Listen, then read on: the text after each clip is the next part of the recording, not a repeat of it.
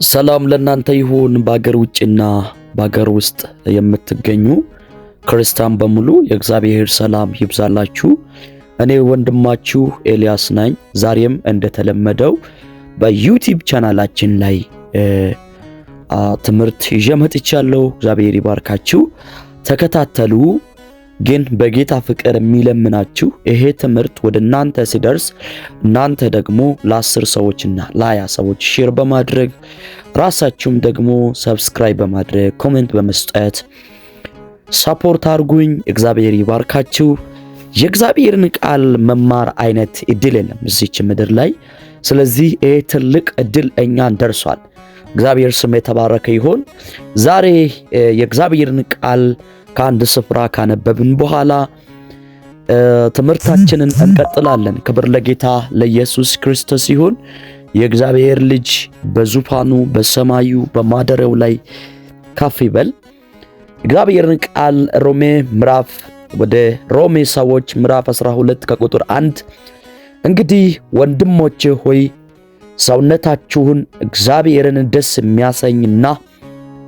የሚያሰኝ ያው ቅዱስም መስዋዕት አድርጋችሁ ታቀርቡ ዘንድ በእግዚአብሔር ርኅራኄ ለምናችኋለሁ። እርሱም ለአእምሮ የሚመች አገልግሎታችሁ ነው። እግዚአብሔር ፍቃድ እርሱም በጎና ደስ የሚያሰኝ ፍጹምም የሆነው ነገር ምን እንደሆነ ፈትናችሁ ታውቁ ዘንድ በልባችሁ መታደስ ተለወጡ እንጂ ይህንን ዓለም አትምሰሉ።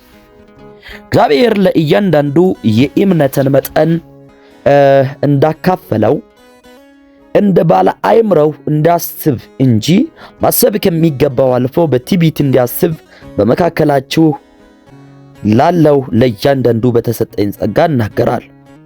ክብር ለጌታ ለኢየሱስ ክርስቶስ ሲሆን እግዚአብሔር ስም የተባረከ ይሁን። ከዚህ ተነስተን ዛሬ እግዚአብሔርን ቃል እንማራለን። ልጸልይላችሁ። አቤቱ አባቶ ሆይ ይሄ ድምፅን የሚሰሙ በአገር ውጭም በአገር ውስጥም ያሉት ቅዱሳን በሙሉ እግዚአብሔር ሆይ ያንተ እውነተኛ ደቀ መዛሙርቶች፣ እውነተኛ አገልጋዮች፣ እውነተኛ ሚመን ይሄን ድምፅ ሰምቶ ባለባቸው በኢየሱስም እንዲባረኩ ጸለይኩ። እኔንም ባሪያ እርዳኝ በጌታ በኢየሱስ ስም አሜን። ዛሬ መታደስ በሚል ርዕስ ላይ አገለግላችኋል። አሁን መታደስ ምንድን ነው? የእግዚአብሔር ቃል ሮሜ ምዕራፍ 12 ላይ እንግዲህ ወንድሞቼ ሆይ ሰውነታችሁን እግዚአብሔርን ደስ የሚያሰኝ ሕያው ቅዱስ መስዋዕት አድርጋችሁ ታቀርቡ ዘንድ በእግዚአብሔር ርኅራኄ ለምናችኋል። እርሱም ለአእምሮው የሚመች አገልግሎታችሁ ነው ብለው ሐዋርያ ጳውሎስ ለሮም ምዕመናን የጻፈው መልእክት ነው። ብዙ ሰዎች ማንነታቸውን በክርስትና ሕይወታቸው ላይ አላደሱም፣ አእምሮአቸውን አላደሱም። ምክንያቱም ግማሽ ፓርት ሀፍ ለጌታ ሀፍ ደግሞ በዚች በምድራዊ ዓለም ላይ ነው የጣሉት። ነገር ግን ሐዋርያ ጳውሎስ ለወንድሞቹ እዛ በሮም ላሉት ቅዱሳን ሲጽፍ ወይስ ሲያስተላልፍ ይህን ሜሴጅ እንደዛ አለው። እንግዲህ ወንድሞቼ ሆይ ሰውነታችሁን አለ። አያችሁ፣ ሰውነታችሁን ብለው ሲል ሰውነት ውጫዊ ስጋችን አይደለም፣ ውስጣዊ ማንነት ማለት ነው። አያችሁ። ቀጣይ ደግሞ ምን ይላል? ሰውነታችሁን እግዚአብሔርን ደስ የሚያሰኝ። እግዚአብሔር በእናንተ ሰውነት፣ በእናንተ ማንነት፣ በእናንተ አስተሳሰብ፣ በእናንተ አእምሮ፣ በአገልግሎታችሁና በመውጣታችሁ በመግባታችሁ እግዚአብሔር ደስ ያሰኝ ይገባል። እያንዳንዳችን የምንንቀሳቀስ እንቅስቃሴ ሁሉ እግዚአብሔር በዛ እንቅስቃሴ ላይ ሊኖርና ሊደሰት ይገባል። እግዚአብሔርን ማስደስት ስራ፣ እግዚአብሔርን ማስደስት ትዳር፣ እግዚአብሔርን ማስደስት ህይወት ሞልቷል እዚች ዓለም ላይ። ዓለም ልቅ ናት፣ ሜዳዋ ሰፊ ነው። የእግዚአብሔር መንገድ ግን ቀጭን ጠባብ ናት። በዛች መንገድ ስንወጣ ብዙ ግፊያ፣ ብዙ ፍልሚያ ከዛች መንገድ እኛን ከመንገዱ ራዳል ውጪ ለማድረግ የሲጋዊ መንፈስ ያንጃብበናል። ስለዚህ ከዚህ ወጥተን እግዚአብሔርን ደስ የሚያሰኝ አገልግሎት፣ እግዚአብሔርን ደስ የሚያሰኝ ሕይወት መኖር አለብን። ለዛ ነው ሐዋርያ ጳውሎስ ወንድሞቼ ሆይ ሰውነታችሁን አለ እግዚአብሔርን ደስ የሚያሰኝ ሕያው ቅዱስ መስዋዕት አድርጋችሁ ታቀርቡ ዘንድ በእግዚአብሔር ርኅራኄ። እግዚአብሔር ርኅሩህ አምላክ ነው። ርኅራኄው የማያልቅ ነው። ቸርነቱ ዘላለማዊ ነውና በእግዚአብሔር ርኅራኄ ለምናችኋለሁ፣ እርሱም ለአእምሮ የሚመች አገልግሎታችሁ ነው ይሏል። በጣም ይገርማችሁ። አሁን እዚች ዓለም ላይ ብዙ ሰዎች ዓለምን በማስደሰት በጣም የሚገርማችሁ ለውጪ ዓለምን እያስደሰተ ያ ሰውን ቅዱሳን ወይስ ክርስቲያን ሲመለክተው በሰላም የተኛ ይመስሏቸዋል። ኖ ዓለምን የሚያስደስቱ ሰዎች በሰላም አይተኙም። ሰውነታቸው፣ ማንነታቸው ረፍት አላገኘም። ቢካውዝ እግዚአብሔርን ሳይሆን ዓለምን ለማስደሰት ስለሚኖሩ። እግዚአብሔር ግን እግዚአብሔርን እንድታስደስቱ እግዚአብሔር ይናገራል ዛሬ። ስለዚህ ሐዋርያ ጳውሎስ እንግዲህ በሮሜ መን ላይ ምን እንዳየው በግልጽ የተቀመጠ ባይኖር እንኳን ለሚመኑ ሲያገለግል እንግዲህ ወንድሞቼ ሰውነታችሁን አለው። የሚገርማችሁ። ስለዚህ ወገኖቼ ማንነታችን፣ ሰውነታችን፣ መንፈሳችን በእግዚአብሔር ማደስ አለብን። መታደስ ይሁንላችሁ። አሜን በሉ በኢየሱስም። እንዲሁ ተመሳሳይ ቃል ኤፌሶን ምዕራፍ 4 ከቁጥር 1 ላይ እንግዲህ በጌታ ስር የሆኒው እኔ በተጠራችሁበት መጠራታችሁ እንደሚገባ ትመላለሱ ዘንድ እለምናችኋለሁ። በጌታ ስር የሆኒው ይሏል። ክርስቲያን አንድ ነገር ልንገራችሁ። ብዙ ክርስቲያን አንድ ነገር ያስባሉ። ያ ምንድነው? ክርስቲያን ብለን ስንባል በክርስትና ሕይወታችን ላይ ነፃ ወጥተናል፣ በነፃ ሜዳንን ያለነው ነፃነት አለን ብለን ነው ምናወራው። ኢዝናት ዳት በጣም ይገርማችሁ። እንደ ክርስቲያን በእስር ቤት ያለው ሰው የለም።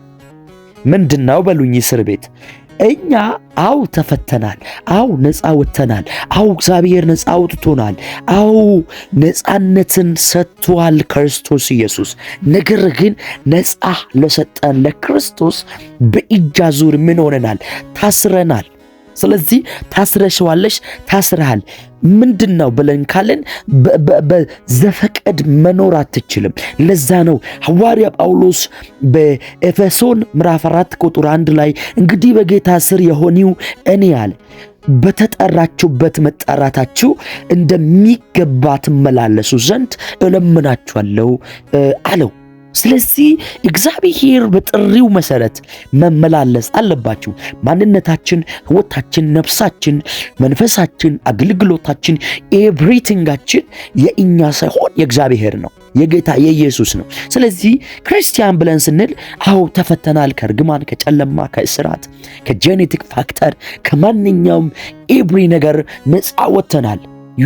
በእርግጥ ፍሪ ነኝ። ግን አንድ ነገር እንድታስቡ እፈልጋለሁ። ብትሆን እንኳን በእጅ አዙር ለአምላክ ለእግዚአብሔር ምን ሆናል? ታስራል ማለት ነው። ስለዚህ በዚች አሁን ዓለም ፋሽናል ናት። በጣም ብዙ ፋሽን በዚች ዓለም ላይ አለው። ነገር ግን ሁሉ አሮጌና ያረጀ ነው። እኛ ግን በዚች ዓለም ማለት ራሳችን ማጣደፍ ሳይሆን ለእግዚአብሔር ራሳችን ቼንጅ አድርገን ለውጠን በመንፈሳዊ ዓለም መታደስ አለብን። ኒው ክሬት ራሳችንን እንደገና መፍጠር መቻል አለብን። በምን? በመንፈሳዊ ዓለም የእግዚአብሔርን ቃል በየቀኑ በመመገብ በመብላት። ኢየሱስ ክርስቶስ ጌታ ነው። ስለዚህ ወገኖቼ ለዛ ነው ሐዋርያ ጳውሎስ በአእምሮ መታደስ አለው። ታድሰው ይሁንላችሁ። ብቻ አይደለም። አንደኛ ጴጥሮስ ላይ 2:11 ላይ ወዳጆች ሆይ ነፍሲን ከሚዋጋ ሥጋዊ ምኞት ትርቁ ዘንድ እንግዶችና መጻተኞች እንደመሆናችሁ እለምናችኋለሁ። አያችሁ፣ መታደስ ብለን ስንል እዚች ዓለም ላይ ደግሞ ስጋችንን በምኞት የተለያየ ነገርን እንትን በማድረግ በማሰብ ይኮናል።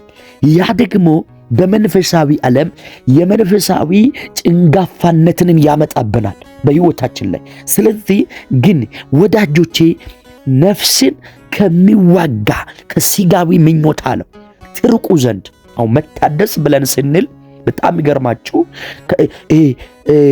በተለይ መንፈሳችንን ከሚዋጋ ከስጋዊ ምኞት ዝሙት ሊሆን ይችላል፣ ኃጢአት መስራት፣ ካለ እግዚአብሔር ፍቃድ መውጣት መግባት መመላለስ፣ ሰው እግዚአብሔር የማይፈልጋቸውንና የማይወዳቸውን ነገሮችን ስናደርግ ከነበርንበት ከስጋዊ ምኞት መራቅ። እንግዳ ደግሞ እዚች ዓለም ላይ እንግዲህ እንግዶች ነን። ሰው ግዛዊ የመኖሪያ መንደር መሆኗ አውቀን መጻተኞች እንደሆንን ስለዚህ በመሆናችሁን እለምናችኋለሁ አለ። ሌላኛው ደግሞ ሮሜ 6:13 ላይ ብልቶቻችሁን የዓመፅ የጦር ዕቃ አድርጋችሁ ለኃጢአት አታቀርቡ፣ ነገር ግን ከሙታን ተለይታችሁ በሕይወት እንደምትኖሩ ራሳችሁን ለእግዚአብሔር አቀርቡ። ብልቶቻችሁን የጽድቅ የጦር ዕቃ አድርጋችሁ ለእግዚአብሔር አቀርቡ። ፕራይስ ቱ ጋድ። አያችሁ መታደስ ማለት ይሄ ነው። አያችሁ ውስጣዊ መታደስ፣ ውስጣዊ ማንነትን ቸንጅ ማድረግ። አያችሁ አለው ብልቶቻችሁን የዓመፅ የጦር ዕቃ። ብዙ ሰዎች ማንነታቸውን፣ መንፈሳቸውን፣ ሕይወታቸውን ለዓመፅ ለጦር ዕቃ ያዘጋጃሉ። እግዚአብሔር ደግሞ አሁን ሮም መልእክት ላይ ሐዋርያ ጳውሎስ ከእግዚአብሔር የተቀበለውን መልእክቱን ሚሴጁን ወደዛ ወደ ሮም ሰዎች ሲያስተላልፍ በአእምሮ መታደስ ተለወጡ፣ ይህን ዓለም አትምሰሉ ይሏል። ብዙ ሰዎች በዚች ዓለም ውስጥ ላይ ነፍስንን ከሚዋጋ ከሥጋዊ ምኞት አራቁም፣ አልወጡም። ግን እዚች ዓለም ላይ ደግሞ መጻተኞችም እንግዶችም መሆናቸውን አለማወቃቸው የተነሳ በጣም ይገርማችሁ ኃጢአት በመስራትና በመለማመድ ውስጥ የዘላለምን በቃ እዚች ዓለም ላይ ለዘላለም እዚች ምድር ላይ ምድራዊ ኑሮ ላይ ለዘላለም የሚኖራቸው የሚመስላቸው ብዙ ሰዎች ሰው አሉ። ነገር ግን የእግዚአብሔር ቃል ሲናገር ነፍሳችሁን ከሚዋጋ ከስጋዊ ምኞት ርቁ ዘንድ እንግዶችና መጻተኞች እንደመሆናችሁ እለምናችኋለሁ ይላል በጌታ በኢየሱስ ስም። ሮሜ ደግሞ 6:13 ላይ ብልቶቻችሁን የዓመፅ የጦር ዕቃ አድርጋችሁ ለኃጢአት አታቀርቡ፣ ነገር ግን ከሙታን ተለይታችሁ በሕይወት እንደምትኖሩ ራሳችሁን ለእግዚአብሔር አቀርቡ። ብልቶቻችሁንም የጽድቅ የጦር ዕቃ አድርጋችሁ ለእግዚአብሔር አቀርቡ ይሏል። ስለዚህ በብልቶቻችን እንዋጋለን ማለት ነው እዚች ዓለም ላይ። ነገር ግን ከዚች ዓለም ደግሞ ይሄን ያዙ ልቀቁ የሚለን የስጋዊ ማንነታችንን ደምስድ አድርገን ማለት ገለህን ምን ማድረግ አለብን? ለእግዚአብሔር ጦር ዕቃ ሆነን መዘጋጀት እንዳለንብን ይናገራል። ስለዚህ የዚህ መጽሐፍ በአእምሮ መታደስ ተለወጡ እንጂ ይህንን ዓለም አትምሰሉ ብሎ ሐዋርያ ጳውሎስ ሲል አውዱና ሐሳቡ ይህንን ይመስላችኋል ማለት ነው። ወደ ቀድሞ ርዕስ እንመለስ። እሺ እግዚአብሔር ፍቃድ እርሱም በጎና ደስ የሚያሰኝ ፍጹምም የሆነው ነገር ምን እንደሆነ ፈትናችሁ ታውቁ ዘንድ በልባችሁ መታደስ ተለወጡ እንጂ ይህንን ዓለም አትምሰሉ። በጣም ይቅርታ፣ ላም እኔ ግቢ ላይ ጥጃ አሉና ይጮሃሉ። ስለዚህ ከተፈጥሮ ጋር ነው ይሄ ኖርኩ ያለው። እግዚአብሔር ትልቅ አምላክ ነው። ስለዚህ ይሄ ድምፅ እንደማይረብሻችሁ የተፈጥሮ ስለሆነ አምኗለሁ በጌታ። የሕፃን ድምፅ ሊገባ ይችላል እና ስለዚህ የእግዚአብሔር ፍቃድ እርሱም በጎና ደስ የሚያሰኝ ፍጹም የሆነው ነገር ምን እንደሆነ ፈትናችሁ ታውቁ ዘንድ በልባችሁ መታደስ ተለወጡ እንጂ ይህንን ዓለም አትምሰሉ አለ። ስለዚህ ቅድም ብዙም ጥቅሶችን አንስቼ ነግሬያለሁ። እሺ መታደስ ብለን ስንል ሶስት ሰዎችን ለናንተ ከብሉይ ኪዳን ሐሳብም አንስቼ እናገራለሁ። መታደስ ሮሜ 12:1 ላይ ሁለተኛ ቁጥር ላይ የምናገኝ ስንሆን በተለይ በዙሩባቤል ዘመን የቤተ መቅደስ መታደስ መጥቷል። ዙሩባቤል የቤተ መቅደስን የሰሎሞንን ቤተ መቅደስ መታደስን እንዳመጣ መጽሐፍ ቅዱስ ይናገራል። ዮሐንስ ወንጌል 10:22ን አንብቡ። በተለይ ታድሶ ሲባል ውጫዊና ውስጣዊ ታድሶ የሚባሉት አሉ። ለምሳሌ በብሉይ ኪዳን ዘመን ኢዮሳስና ኤርምያስ የተቀቡበት ዘመን የተለያየ ሲዝን ላይ ቢቀባ እንኳን በኢዮሳስ ዘመን ላይ ኢዮሳስ በተቀባበት ዘመን ላይ የከተማ ለውጥ ነው የመጣው። መሰረተ ልማቶች፣ ውሃ ያልገባበት ውሃ፣ መንገድ አስፋልት ያልገባበት መንገድ አስፋልት፣ ይህ ጤና ሰንተር የሌለበት ጤና ሰንተር ገብቷል። እግዚአብሔር ውጫዊን ለውጥ አምጥቷል። ውጫዊ መታደስን አምጥቷል። የከተማውን መታደስ እግዚአብሔር አንዳንዶቻቸውን ቀብቶ ባስነሳዋቸው ዘመን የቤተ ክርስቲያንን ለውጥ ያመጣል። የቤተ ክርስቲያንን ውጫዊ ገጽታ መቀየርን ያመጣል። ደግሞ አንዳንዶችን በቀባበት ዘመን የቤተ ክርስቲያን ውስጣዊ መታደስን ያመጣል። የትውልድ መታደስን የሚያመጡ ነቢያቶች አሉ። ለምሳሌ በአሁኑ ዘመን ኢትዮጵያ በትንሹ ነገር ፕራውድ አትሆንም፣ አትደነቅም፣ አትገረምም። ይሄ ደግሞ አንዳንድ በቃ የሆነ አሉ እንጂ ኢትዮጵያ ምድር ላይ ለምሳሌ እግዚአብሔር ቀደም አድርጎ ቀብቶ አስነስቷቸው አሁን እያገለገሉ በቅባት እየፈሰሱ ያሉት አገልጋዮች ነቢያቶች አሉ። እነዛ ነቢያቶች በጣም የሚገርማችሁ ትልልቅ እንኳን የቤተ ክርስቲያን ግንባታም ውጫዊ ገጽታም ጭምር መታደስን እያመጡ ይገኛሉ። ይሄንም ሳይድ ኢፌክት የለውም። ማመን መቻል አለብን። ሌላው ደግሞ ውስጣዊ መታደስ የሚባልም አለ። ለምሳሌው ኤርምያስ ዘመን ላይ የአይሁድ ሻንጎች፣ የአይሁድ ሽማግሌዎች፣ አይሁድ መሪዎችም ጭምር ውስጣዊ ለውጥን አምጥቶባቸዋል። ትንቢተ ኤርምያስ ማለት ነው። ስለዚህ መታደስ ዙሩባቤል ደግሞ ያኔ ዘመን የቤት መቅደስ መታደስን አምጥቷል። በኢየሱስ ክርስቶስምና ስልጣን በሕይወታችሁ ትውልድን የምታድሱ እንድትሆኑ ጸለይኩላችሁ። ሁለተኛ ደግሞ የሰው መታደስን ያመጣው ኢዝራ ነው። ኢዝራ የሰው ታድሶን ያመጣው ምንድነው? ሰው የእግዚአብሔርን ቃል በመስበክ አሁን ብዙ ሰዎች የእግዚአብሔርን ቃል ለመስማት ዝግጁ አይደሉም። ቢካርፉሊ የእግዚአብሔርን ቃል ለመስማት ራሳችሁን ሬዲ ማድረግ አለባችሁ። ዌካፍ መንቃት አለባችሁ።